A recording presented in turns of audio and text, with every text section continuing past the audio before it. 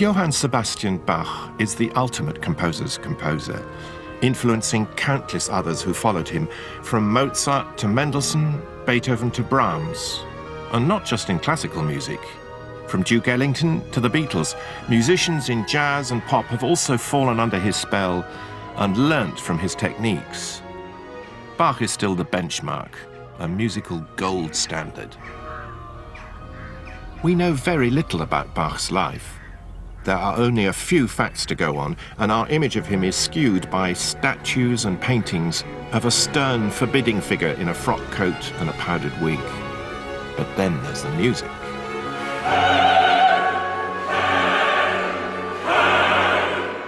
And the music tells us something completely different about him. It's full of energy, full of dance, full of life. Over a lifetime of getting to know, singing and conducting Bach's music, I formed a series of hunches about his personality and character.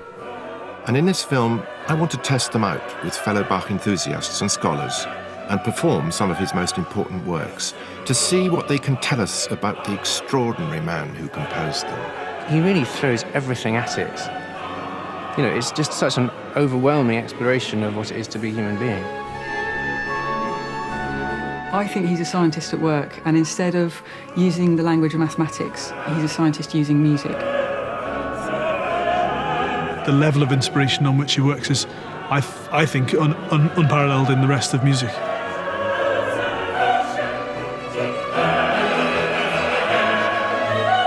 Such splendour and wonderfulness that on its own would convince me that there was a God if I felt inclined to take that conclusion from it.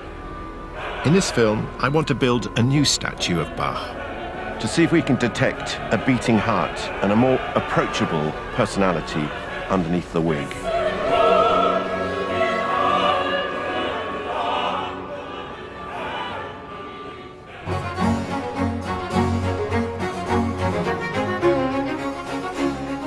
My own engagement with Bach began as a small child growing up on a farm in Dorset. Just before the war, a refugee from Nazi Germany arrived with a painting in his rucksack, one that his great-grandfather had bought in a junk shop, and he asked my father to look after it for him. It was one of only 2 portraits painted of J.S. Bach in his lifetime.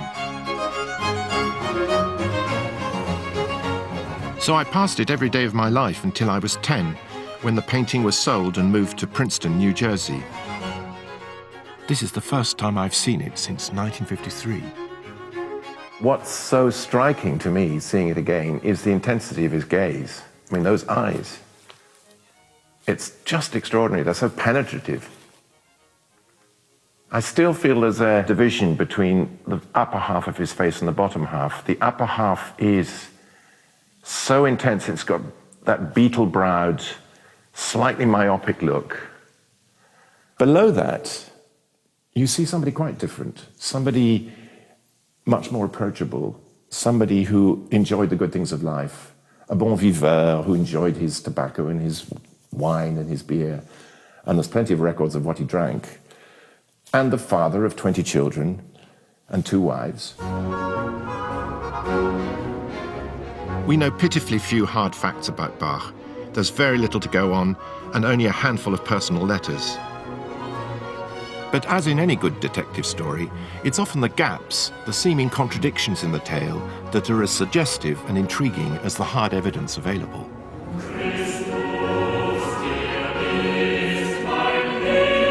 We do know that Johann Sebastian was born on the 21st of March, 1685, in Eisenach, in the middle of modern-day Germany.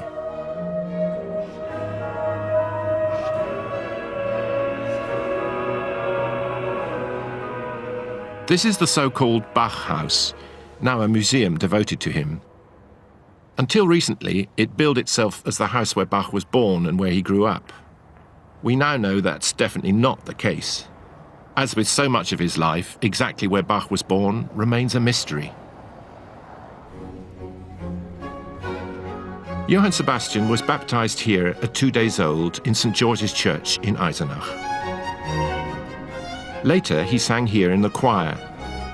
As a child, he's said to have had an unusually fine treble voice. 200 years before him, there was another chorister who stood in exactly the same place. Now, that was Martin Luther. And Luther created a revolution here in this part of Germany. Bach's whole life was to be profoundly influenced by Luther's Reformation. Luther set in train a new way of worship. It totally transformed the role of language and music in church. Bach's own music was filtered through his strongly held Lutheran beliefs and upbringing. Luther preached his Reformation here in the Georgenkirche in 1521, and then he disappeared. Actually, he hadn't gone far. In fact, in the greatest of secrecy, Luther was in hiding up here in the Wartburg, the imposing castle that looms above the town of Eisenach.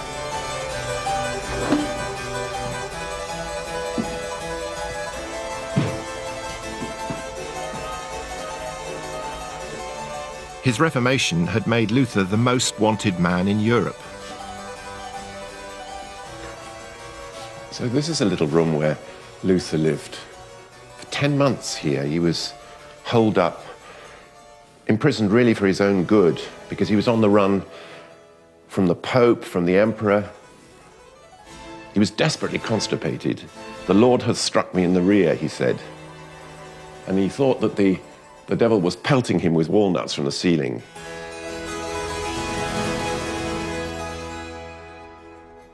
Luther decided that his best weapon to use against the devil was black ink.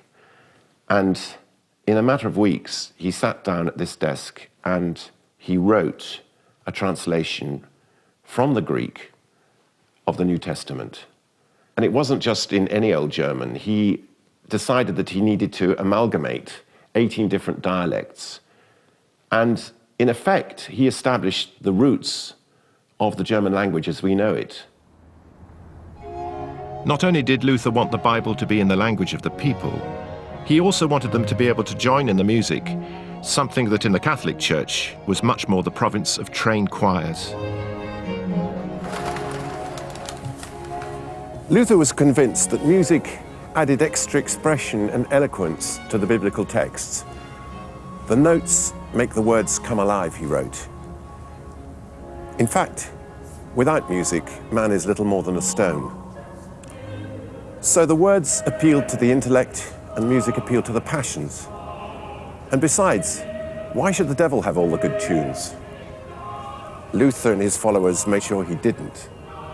They choraled secular tunes that everybody knew, including quite earthly love songs, and then set them to new words so that the congregation could belt them out in church. Hymns or chorales written by Luther and his followers became absolutely central to Protestant worship, and, of course, to the music of Bach.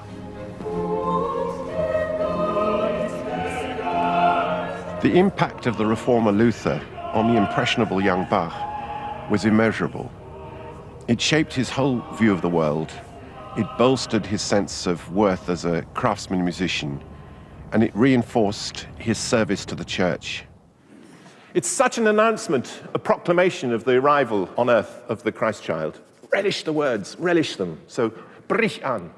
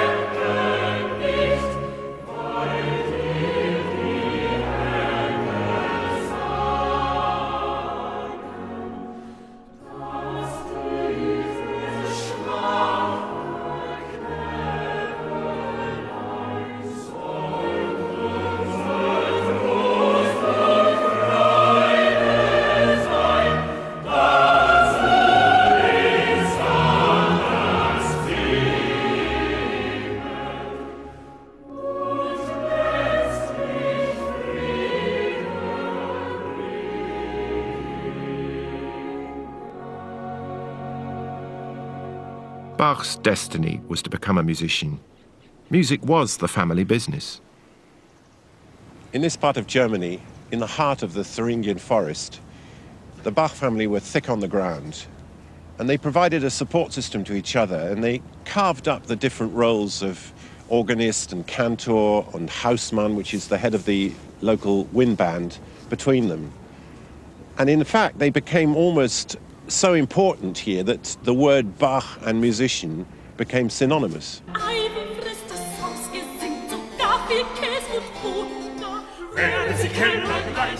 The Bach clan knew how to let their hair down and often got together for raucous family celebrations. Sebastian, the youngest of 8 brothers and sisters, was thus surrounded by music at home, in church and in school. I have in my hand what was probably the most precious book of Bach's childhood, certainly the one that he used every single day of his life until he left Eisenach. It's the Eisenachisches Gesangbuch, the song book, used in church and used in school. And it has wonderful copper engravings which show David and Solomon in the temple, surrounded by their temple musicians, and the connections that Bach must have made in his mind between his family of the most famous musicians in the area with a long dynastic lineage going all the way back to Solomon. Because he wrote so many masterpieces of sacred music, in the 19th century, religiously inclined writers liked to picture Bach as a saintly figure, a kind of fifth evangelist, to match the goody two-shoes image of his childhood. But in recent years, this picture started to change. This is a book containing the records of Bach's school performance, and it gives us his syllabus of classes that he attended. And it also shows that, for example, in the 3rd year, he came 46th out of 89 pupils. And what's more, it tells us that he missed 96 separate classes. This is a fascinating document because it's somehow slipped under the radar. It's a report on school conditions in the Latin school where Bach was a pupil, and it shows the lack of textbooks, the overcrowding, the cheeking of the masters, the throwing of bricks through the windows, all sorts of proto-hooliganism, and it's been kind of neatly ironed out of all the biographies, and so it's really interesting to come to light now.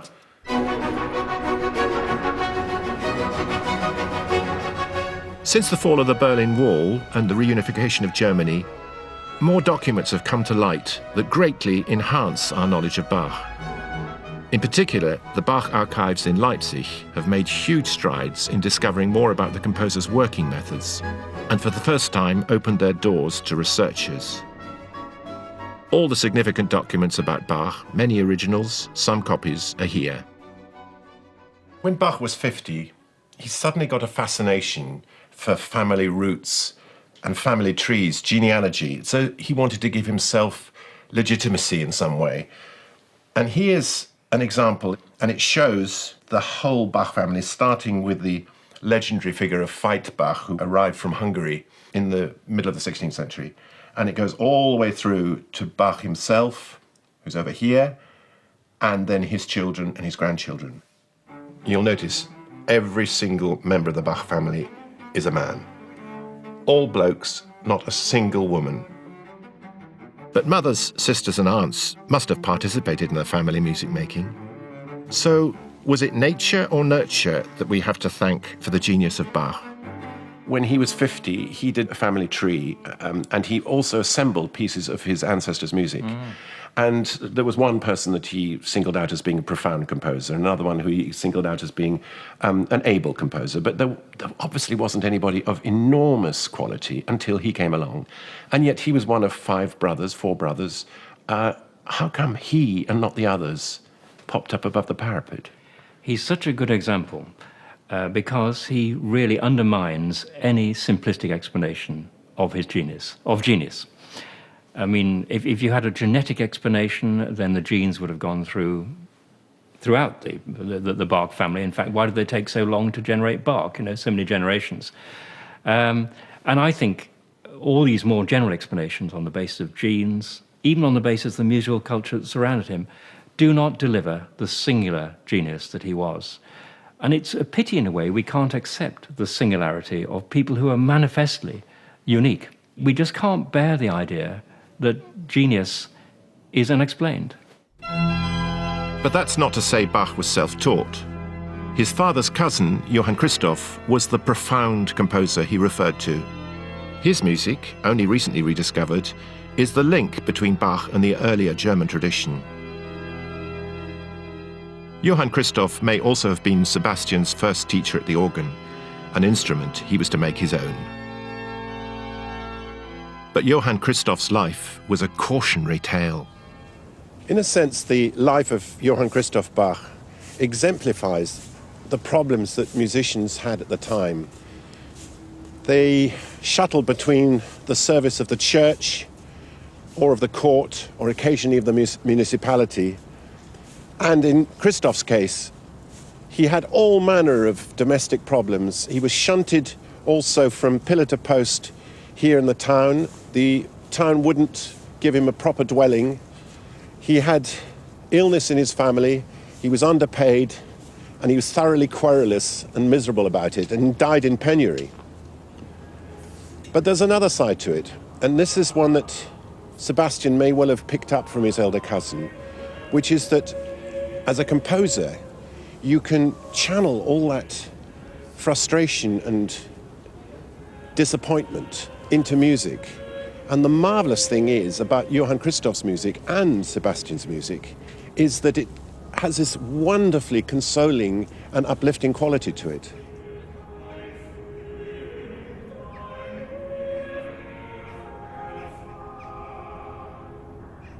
Most of all, Bach's music offers us balm and comfort in bereavement. The subject of death appears again and again throughout his music, as it did in his own life.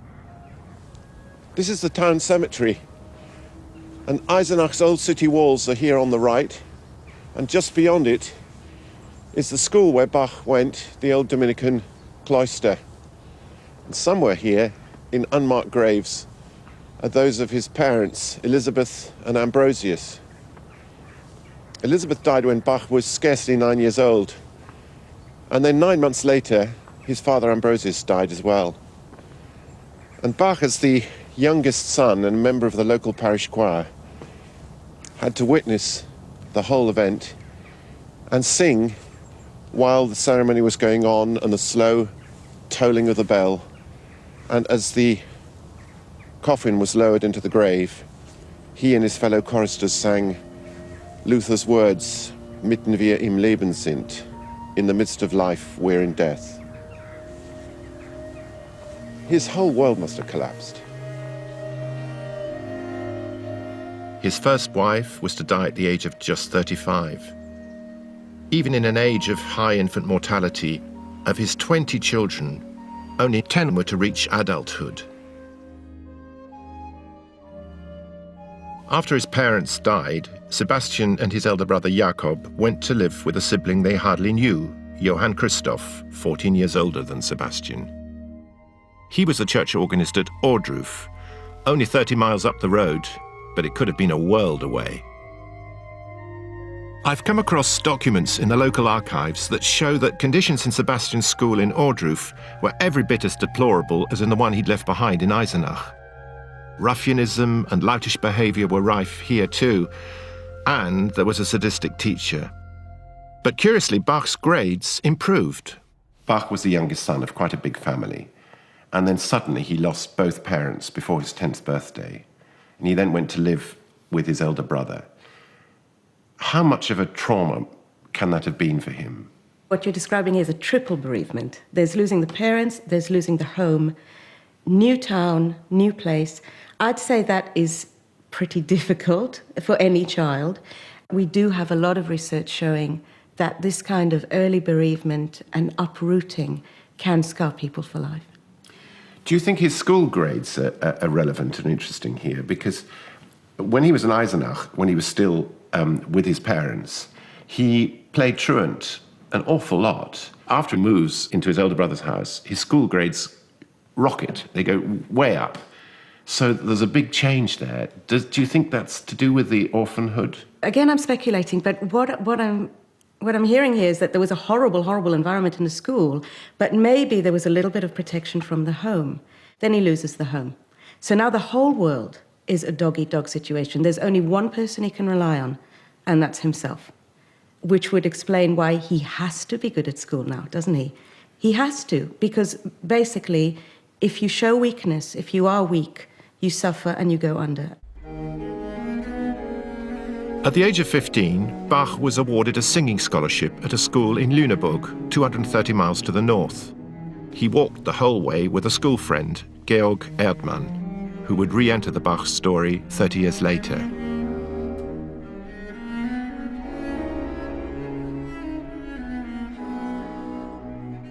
Bach spent 3 years in Lüneburg from the age of 15 to 18. His voice would have broken almost as soon as he got there.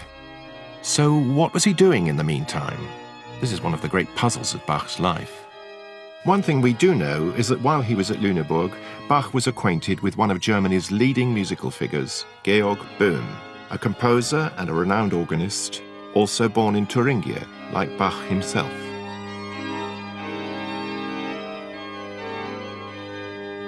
This is a letter that Carl Philipp Emanuel wrote to Bach's first biographer, Johann Nicholas Forkel, telling him all the bits and pieces that he could remember about his father.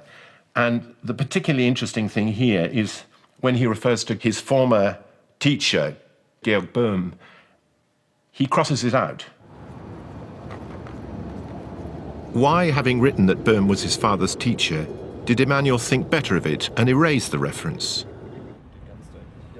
In 2005, a suggestive new clue came to light.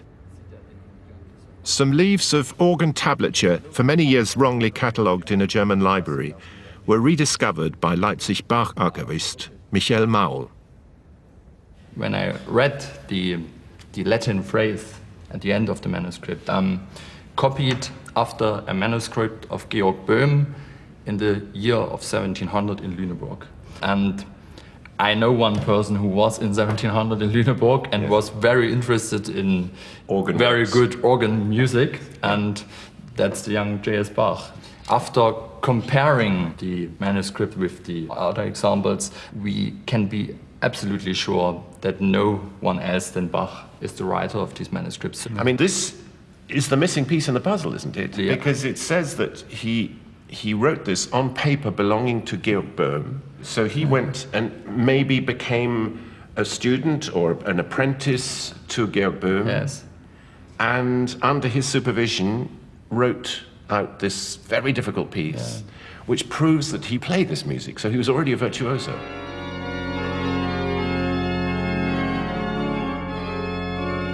Did Emanuel suddenly remember that his father, for some reason, didn't wish his relationship with Georg Böhm to be known? Did he acknowledge that he learned from other people? Did he acknowledge their greatness? This is fascinating because when he made remarks about possible teachers, his son Emanuel just erased them. So Bach didn't want that to be known. He wanted everybody to know that he'd done it entirely on his own, off his own bat. If he had this assumption that you have got to have power and you should never show weakness, he would be very poor in acknowledging those sources. At the age of 18, Bach, as well as being a virtuoso organist, was a competent violinist. In 1703, he left Lüneburg to return to the family stamping ground. In Arnstadt, only 30 miles from where Sebastian was born, the city fathers had put a tax on beer in order to pay for a brand new organ for the Neue Kirche. Bach was hired to test the new organ and then to play it in audition in front of the thirsty citizens. He landed the job on more money than his father had ever earned. But there was a catch. The council insisted that he provide new music. All he had at his disposal was a ragtag and bobtail band made up of mature students. Thus Bach began his career as a composer, but not in exactly auspicious circumstances. He wrote a cantata, his first, in which there's a very important bassoon obbligato, a solo for the bassoon in 3 of the movements. It was a banana skin. The bassoon part starts innocuously enough, honking away at a steady old lick. But then comes a bassoonist's worst nightmare.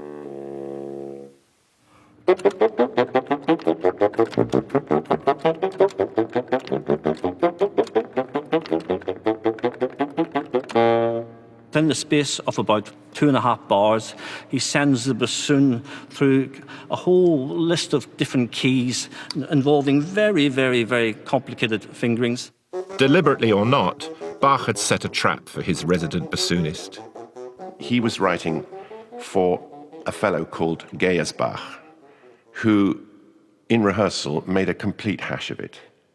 And Bach was exasperated to the point when he called him a Zippelfagottist, which can be translated variously as a nanny goat bassoon or a greenhorn bassoon. But in reality, Bach was calling him a prick. Yet another translation is bassoonist breaking wind after eating a green onion. However Bach understood the term, he didn't like what he was hearing.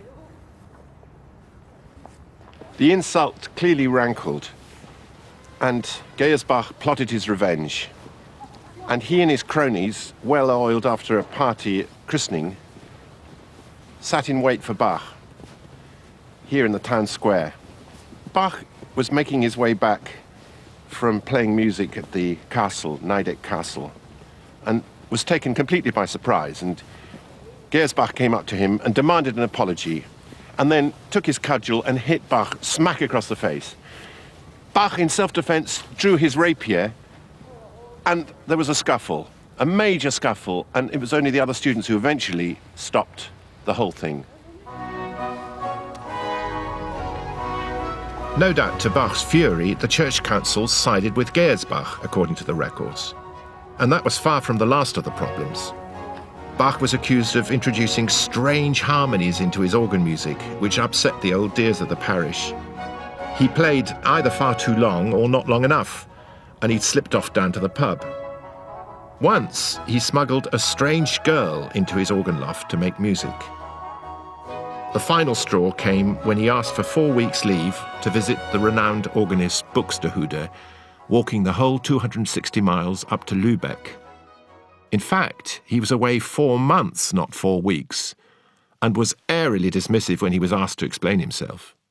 What we now see is patterns of behavior that had their origins in the unhealthy environment of his early schooling, first in Eisenach and then in Ohrdruf. Patterns of anger, patterns of dealing with authority in a very surly and uncompromising way, impatience, and a kind of self-assuredness that was bound to rub people up the wrong way.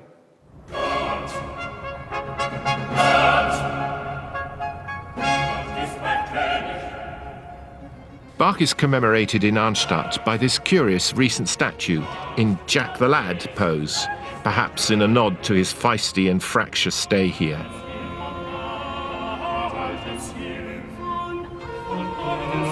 His time in Arnstadt came to an end when in 1707 he was offered a new post 50 miles up the road in Mühlhausen.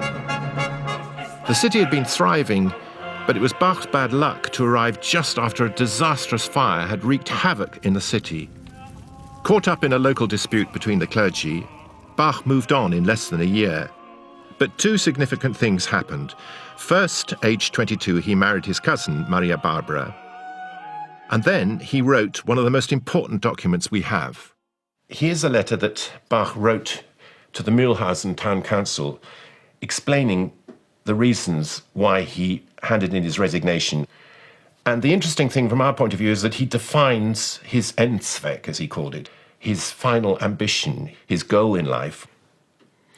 The key phrase is, a well-regulated church music to the glory of God. Germany was on the brink of the Enlightenment. The scientific revolution had been in full swing for over a century, but superstition was still rife. Here, as late as the 1730s, witches were being burnt at the stake. The 30 Years' War had ended in 1648, and in its wake came a strong revival of Lutheranism. Bach took it upon himself to lay down the New and the Old Testament commandments with renewed force.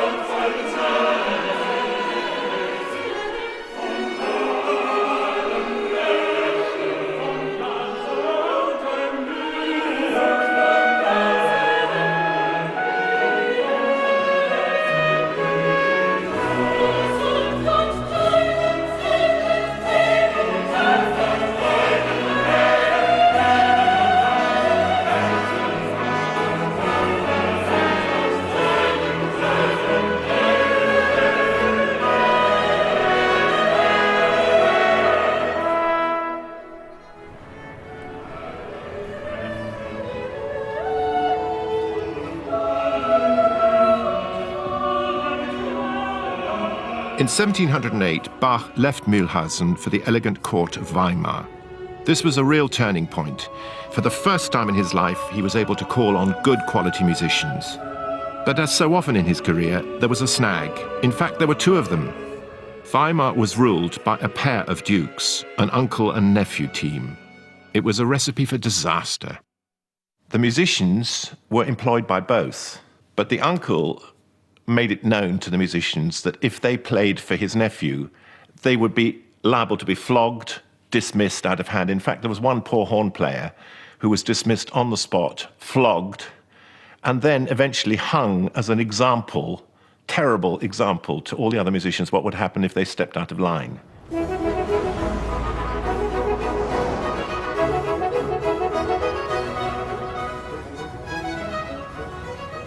One might imagine that in such a fraught, tense situation, nothing creative could have come out of Bach's time in Weimar. But of course, the opposite is true. It was a hugely stimulating time for him. His first encounter with the Italian music of Vivaldi and of Corelli and so on. And from Bach's own compositional activity, it was an enormously important time. We got the beginnings of his really, really important keyboard works. And not only that, his cantatas, amazing cantatas that he started to write for Weimar, for the Kapelle, and performed up in the Himmelsburg.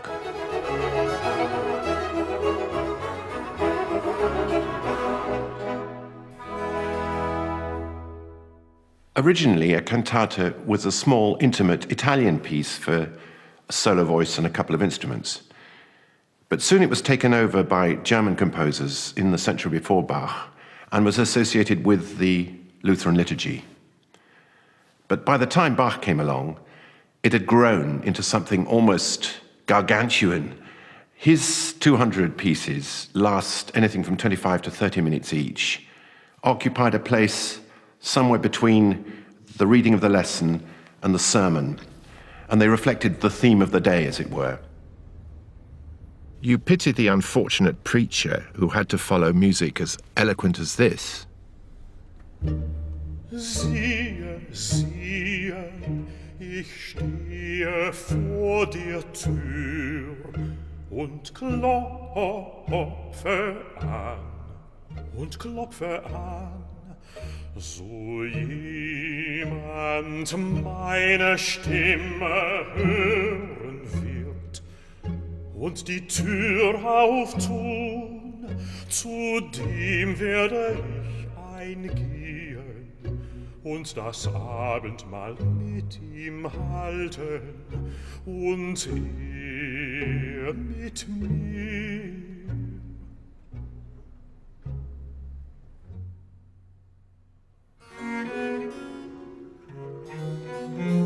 Bach demonstrates his fantastic ability to set a scene, in this case, Jesus knocking at the door of the human heart.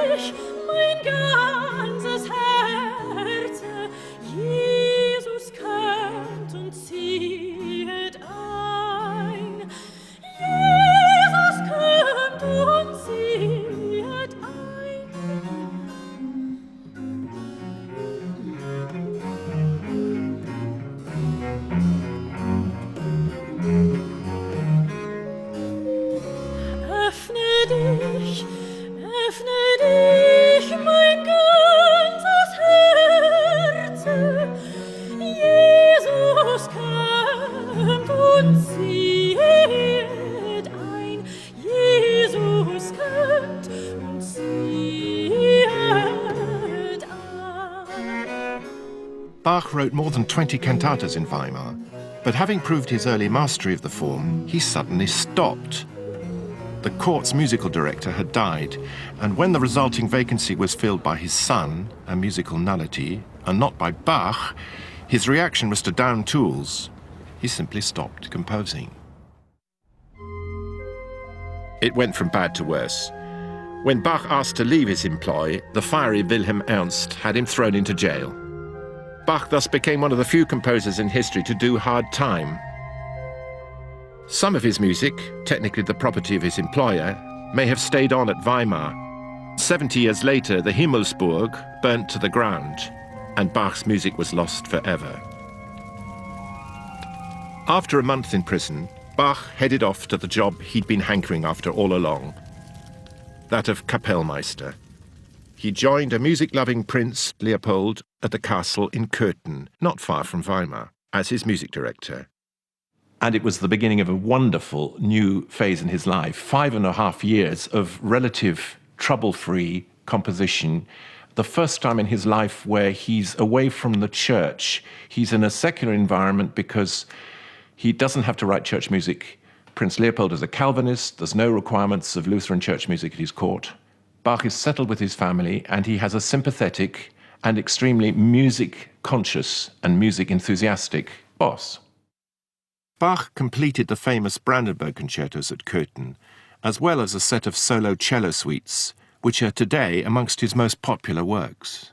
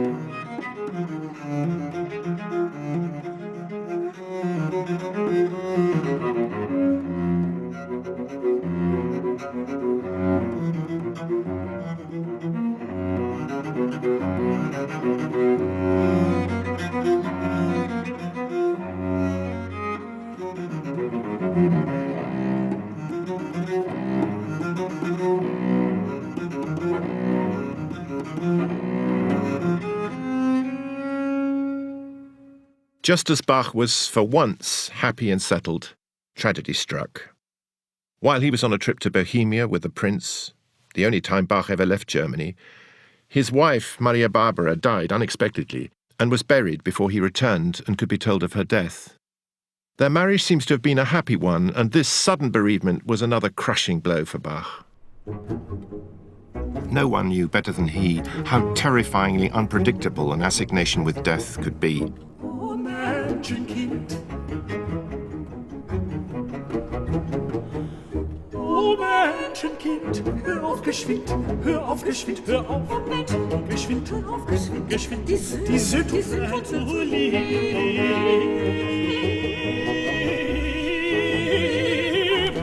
Oh Menschenkind, hör auf geschwind, die sind zu lieben.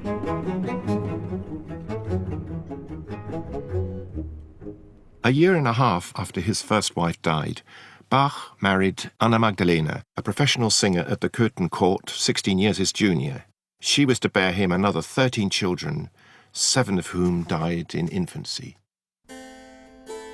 For his new wife, and at her request, Bach gathered together the music of the Anna Magdalena notebooks.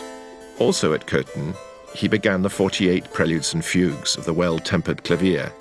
It's typical of Bach that to test out a new tuning system, he wrote 2 pieces for each key, major and minor. For me, the driving thing for Bach, I think, must have been this obsessive rigour. I mean, this is someone who, I think, you know, in writing a collection of keyboard works in every key, I think it's not just that that's available to him. I think he couldn't possibly have done it any other way. I think he would have had to have explored every single key and done it again twice. Bach's inventiveness is proved by a puzzle contained in the music he's showing us in the famous portrait I passed every day as a child. On the face of it, the piece is straightforward enough. It's incredibly simple. It sounds just almost like a nursery rhyme.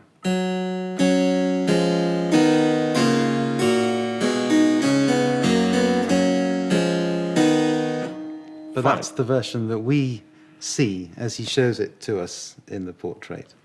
But from his perspective, what do we see? Well, if you turn the music up the other way around and read it backwards, what you get is this.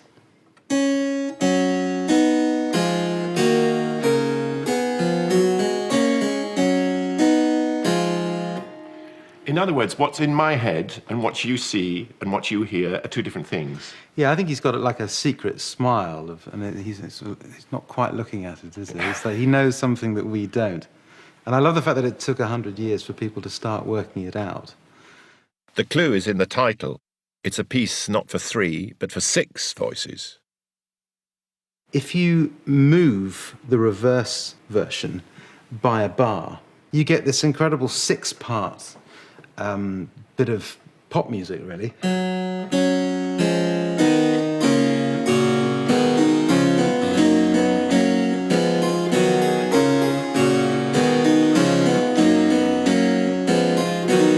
It's so simple, so complex. Do you subscribe to the view that a lot of his music is numerological, that it is reflecting not simply just his own name, but actually that he, as a starting mechanism, would rule the paper and measure out the number of bars that he was actually going to use? Or is that just baloney? I think it was a hugely creative structural mechanism for him, but that was an intuition that he had around numbers and the appeal of numbers for him. And I think he had an almost obsessive enjoyment of pattern, which for me is the mark of a scientist as well. Scientists look for and respond to pattern in nature, and when they find it, they try and categorise it and put rules around it, and then they try and break the rules, and that's the fun bit, is playing with the pattern that they find. And I think it's an intuition that he has, not as a mathematician as such, but more broadly as a scientist. In his own lifetime, Bach was far more famous as a performer than as a composer. He wrote many pieces for the organ, an instrument on which he was renowned as an improviser of genius. He also stretched the boundaries of another instrument he himself performed on, writing a series of solo dance suites for the violin. They are light years ahead of anything that was written for the solo violin ever before. He just takes the violin to into a different realm, and asks from the violin to do very un-violinistic things, like triple stops, quadruple stops, polyphonic writing, fugues. You know, fugues were written for harpsichords and for organs and for orchestras, but not for one solo violin.